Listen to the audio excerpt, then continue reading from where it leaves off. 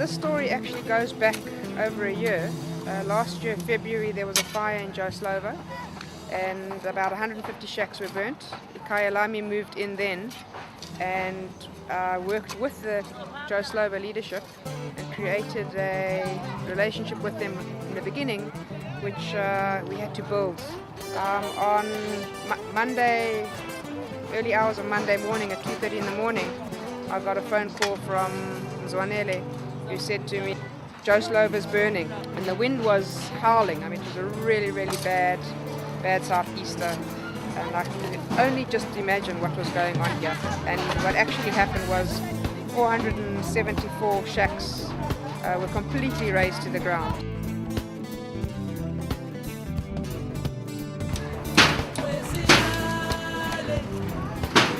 Since Monday morning, we've been working in conjunction with SDI and Kyalami.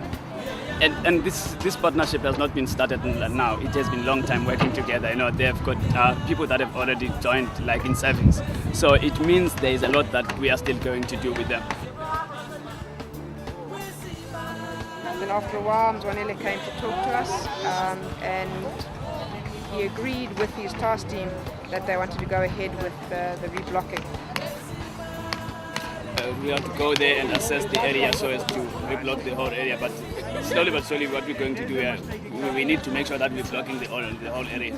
Hence, they are interested in this now. So we just take it from there. I'm going to go with them and assess the area now. At the same time, the disaster management and the people from the city just wanted to distribute the materials. Zwanele asked them if they could please hold back.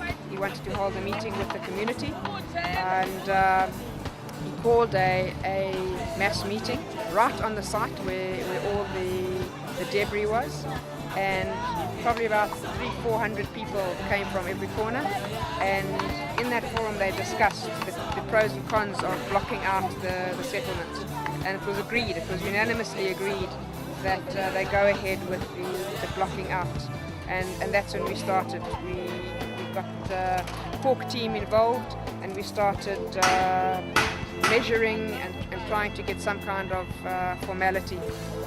Since then, the momentum has grown and grown, and what's the best part of this is that the community has taken the process over. Right from the beginning, we were blocking out, and then just the first block, and since then, people are coming to us constantly and saying, we've cleared our area. The most important thing that is taking place here is that we are reblocking the whole community. We want it to be safe, because there are always these fire incidents. Therefore, if we are reblocking the whole area, it means then we are going to limit the number of fires within our community. And if we are reblocking it as well, we are going to be safe in terms of the rules of the government in regard to development of informal settlement, because they need to see that there is development that is taking place. People can do these things, Hence, we're always saying to government must develop areas in situ, meaning that they must involve people always whenever they are making development. So this will be the first step for government to see that people can do this themselves.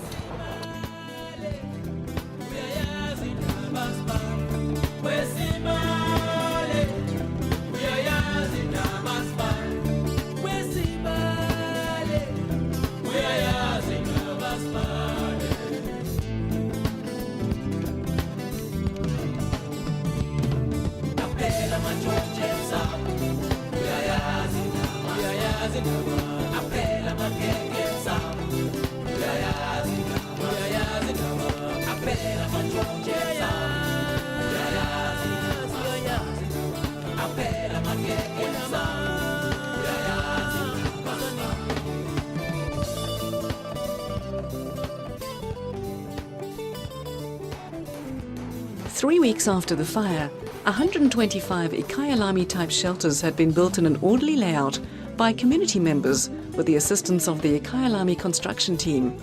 The shelters were built back-to-back with lanes in between. Since then, the inhabitants have been constantly upgrading their shelters. Some have painted them, others have installed ceilings or internal claddings, and many have planted flower beds outside their new homes. A real sense of pride emanates from residents who live in the blocked-out area. This success of the community, its leadership, and the support NGOs has drawn interest from various quarters, most notably from local government, with whom they are now engaging on a regular basis. It is Ikayalami and Cork's intention to work with organised communities together with government support to replicate the success in every settlement following a major fire, and ultimately in as many settlements as possible following an emergency, including the emergency of inadequate shelter.